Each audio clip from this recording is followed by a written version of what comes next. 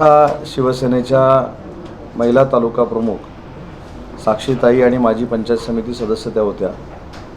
त्या आणि त्यांच्या सर्व पदाधिकारी, त्यांचे सर्व ग्रामस्थ यांनी आज धनुष्यबाणाच्या शिवसेनेमध्ये प्रवेश करण्याचा निर्णय घेतला आहे. माननीय एकनाथ शिंदे साहेबांचं नेतृत्व स्वीकारण्याचा निर्णय घेतलेला आहे. खरं तर त्यांना मी धन्यवाद देतो की आज पहिली सुरुवात त्यांनी केलेली आहे. सुरुवातीला आता वाजलेत किती, जवळजवळ 5:30 वाजले आहेत. पहिला प्रवेश होतोय. 9 वाजता दुसरा प्रवेश आहे चांदोरमध्ये. आम्ही सगळे तिथे निघालेलो आहोत. उद्या किंवा परवा अजून एक मोठा प्रवेश आहे. त्याच्यामुळे मला असं वाटतं की शिवसेना जी वंदनीय बाळासाहेबांच्या विचाराची आहे, जी खऱ्या निष्ठावंतांची आहे, ते निष्ठावंत 2 वर्षापूर्वी, 2.25 वर्षापूर्वी गुवाहाटीला का गेले होते याची प्रचिती उबाठामधल्या काही पदाधिकाऱ्यांना आता आली असेल. कोण उमेदवार जाहीर झाले, कोण कुठच्या पक्षात गेले याच्यावर मला अजिबात चर्चा करायची नाही किंवा त्याच्यावर टीका देखील करायची नाही. पण साक्षीताईंनी जो आज निर्णय घेतला आहे तो पक्षाच्या वतीनं आम्ही त्या निर्णयाचं सगळ्यांनी स्वागत केलेलं आहे. आणि आता तुम्हाला दर 2 तासानं, 4 तासानं, 8 तासानं दर दिवशी याच बातम्या बघायला मिळतील 23 तारखेपर्यंत की अनेक पदाधिकारी हे शिवसेनेमध्ये येतील, महायुतीमध्ये येतील, ताकदीनं काम करतील आणि महायुतीचा विजय सोपा करतील अशी माझी पूर्ण खात्री आहे.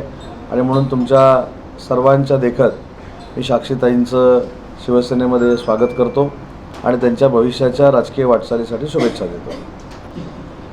चांदोरला फार मोठा प्रवेश आहे. तुमचा फोटो बघून आता मी घाबरले हो. बातमी जाऊ शकते ना, गोपनीय आहे, 9 वाजता कळेल.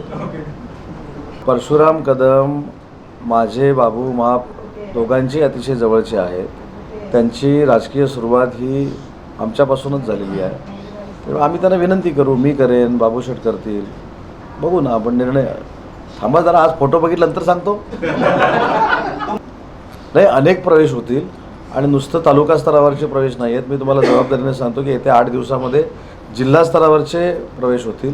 अगदी दक्षिण आणि उत्तर 2 जिल्हे जे शिवसेनाचे असे मानले जातात की दक्षिणचा जिल्हा प्रमुख, उत्तरचा जिल्हा प्रमुख असे जे मानले जातात, त्या दोन्ही जिल्ह्यातनं प्रवेश होतील. आणि जे तुम्हाला अपेक्षित नाहीत ते देखील प्रवेश असतील. उद्या सकाळी पहिली समन्वयाची बैठक दर 5 वर्षांना जशी होते महायुतीची, तशी स्वयंवर मंगल कार्यालयामध्ये होईल. सगळे आमचे कार्यकर्ते शिवाजी महाराजांच्या पुतळ्याच्या इथं जमतील. शिवाजी महाराजांच्या पुतळ्याला अभिवादन करून आम्ही सभेला येऊ आणि सभेनंतर रॅली घेऊन आम्ही कलेक्टर ऑफिसला जाऊ. किती वाजता? 10 वाजता. आपण देखील यावं.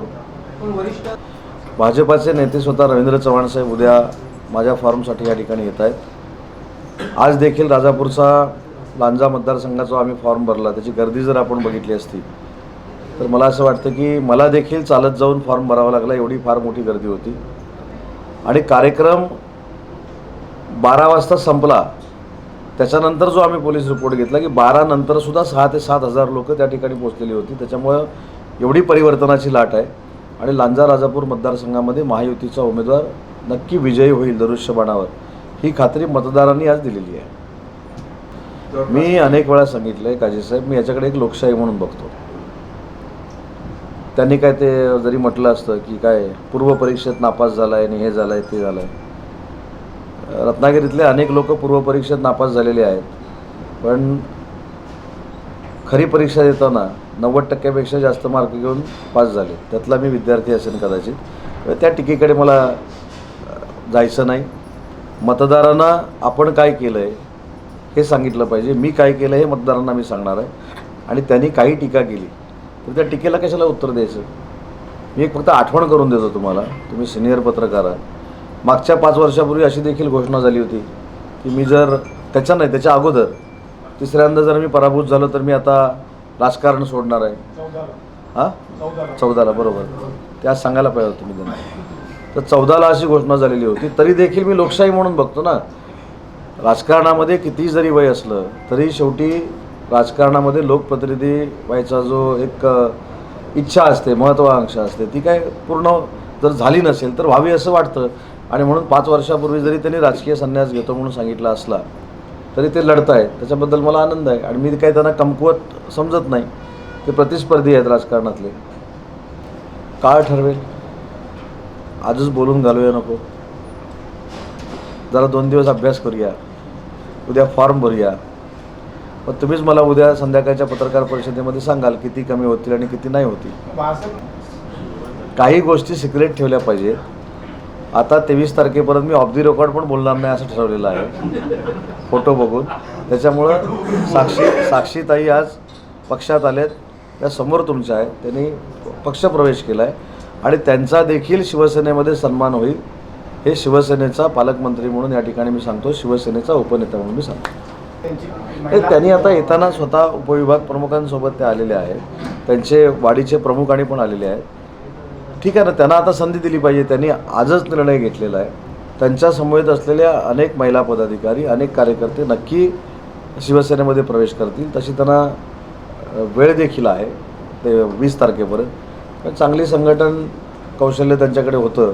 संघटन त्यांनी तिथे चांगलं केलेलं आहे. त्याच्यामुळे नक्की फायदा आम्हाला होईल आणि त्यांचा देखील सन्मान केला जाईल. आता आमचे स्टार प्रचारक पहिले तुम्ही, बरोबर. त्याच्यानंतर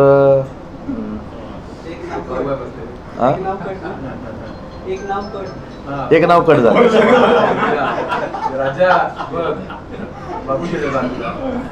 नाही ते आहेतच हो, पण स्टार प्रचारक येतील, CM साहेब येतील, केंद्राची काही मंडळी येतील. तर प्रचार मला असं वाटतं की 365 दिवस आम्ही करतो की निवडणूक म्हणून प्रचाराला सुरुवात ऑलरेडी झालेली आहे आणि सगळ्या पदाधिकाऱ्यांनी 1,00,000 मताधिक्य क्रॉस करायचा निश्चय केलेला आहे, संकल्प केलेला आहे आणि तिथपर्यंत आम्हाला पोचायचं आहे. नक्कीच त्यांनी सकाळी माझी भेट घेतली आणि त्यांनी हेच सांगितलं की 2 वर्ष 3 वर्ष आम्ही एका वेगळ्या विचारानं उबाठामध्ये काम केलं आणि ते 100% उदय बने साहेबांना मानणारी मंडळी आहे. त्याच्याबद्दल असं काही म्हणणं नाही. परंतु उदय बने साहेबांनी काही त्यांना इकडे जा म्हणून सांगितलं नाही. त्यांनी एक विचार केला की ज्या निष्ठावंताला तिकीट पाहिजे होतं ते निष्ठावंताला तिकीट न मिळता अचानक दुसऱ्याला मिळालं. आणि ह्याच्यावर जो माझ्यावर आक्षेप घेतला जातो की मी 2014ला शिवसेनेतनं लढलो, ते थोडं काही लोकांना करेक्ट करणं गरजेचं आहे. इतिहासातली पहिली जागा शिवसेनेची ही मी लढलो. शिवसेनेचा पूर्वी कोणतरी निष्ठावंत होता आणि ती जागा मी नाही घेतली. मी मातोश्रीवर जाऊन प्रवेश केला त्यावेळी मला सांगण्यात आलं की जे स्प्लिट झालेलं आहे भाजप आणि शिवसेना हे पहिल्यांदा झालेलं होतं आणि ती जागा कोणीतरी लढली पाहिजे होती. हा त्याच्यातला मजेदार्थ होता आणि ती जागा मी लढलेलो होतो. तो विषय आणि हा विषय फार वेगळा आहे. आम्ही ज्यावेळी एकनाथ शिंदे साहेबांचं नेतृत्व स्वीकारलं त्यावेळी काही लोकांनी सांगितलं की आम्ही वंदनीय बाळासाहेबांचे निष्ठावंत कार्यकर्ते म्हणून उभाटामध्ये राहणार आहोत. आता ते राहिल्यानंतर त्यांच्या पदरी जे काय आलं त्याचाच विचार साक्षीताईने केलेला आहे. परंतु त्यांना कोणी असं जा किंवा असं सांग, त्यांनी स्वतःचा निर्णय ते स्वतः घेऊ शकतात. तो प्रचाराचा मुद्दा करण्यापेक्षा आमच्या महिला भगिनीच त्याचा प्रचार करतील. कारण रत्नागिरी तालुक्यामध्ये 74,000 महिला भगिनींना मुख्यमंत्री माझी लाडकी बहीण योजनेचा लाभ मिळतो आहे, ते बक्षीस मिळतं आहे. त्याच्यामुळे ज्या सरकारनं ज्या भावानी स्वतःची आर्थिक उन्नती केली, आर्थिक ताण त्यांच्यावरचा कमी केला, त्या आम्हालाच आशीर्वाद देतील याची खात्री आहे.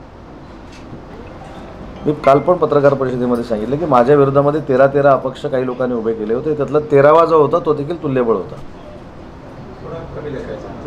कोणाला कमी लेखायचं नाही, बरोबर. आणि कोणाला मी कमी लेखत नाही. जसं समोरचं लेखतात तसं मी कमी लेखत नाही. लोकशाहीमध्ये ज्याला उभं राहण्याचा अधिकार आहे तो उभा राहतो आणि त्याला हेच वाटत असतं, म्हणजे ज्याच्याकडे कमीत कमी मतं असतात त्याला देखील हेच रात्री निवडणुकीच्या निकालाच्या आदली हेच वाटत असतं काहीतरी मिरॅकल होईल, काहीतरी मिरॅकल होईल आणि माझं नाव येईल. त्याच्यामध्ये त्याचा काय दोष आहे? स्वभावाचा दोष आहे. त्याच्यामुळं समोरचा कोणतरी उभा आहे त्याला काहीतरी शिव्या घालायच्या, त्याचं काहीतरी कमी लेखायचं असलं काही करणार नाही. विकास कामं घेऊन लोकांपर्यंत जाणार. मला लोकांनी 20 वर्ष ओळखलेलं आहे, त्याच्यावर मला नक्की रत्नागिरीकर आशीर्वाद देतील याची खात्री आहे. सामाजिक कामामध्ये कार्य करत असताना जेव्हा पंचायत समितीच्या निवडणुका लागल्या आणि शिवसेना पक्षाकडून आणि सन्माननीय आमदार उदय सामंत साहेबांच्या माध्यमातून मला पंचायत समितीमध्ये सामाजिक तसेच राजकीय काम करण्याची संधी मिळाली. आणि मध्यवर्ती जेव्हा 2.5 वर्षाच्या काळामध्ये ज्या घडामोडी आपल्या महाराष्ट्र राज्यामध्ये ज्या घडल्या त्यामुळे थोडीशी पण शिंदे गट आणि उद्धव ठाकरे गट असा गट पडले आणि त्याच्यानंतर आम्ही कुठेतरी शिवसेना उद्धव बाळासाहेब ठाकरे गटाचं मी काम करण्याचं ठरवलं आणि तिथेच थांबण्याचं सुद्धा ठरवलं आणि नंतर तालुका महिला संघटक म्हणून मला काम करण्याची संधी मी प्रामाणिकपणे ती बजावली.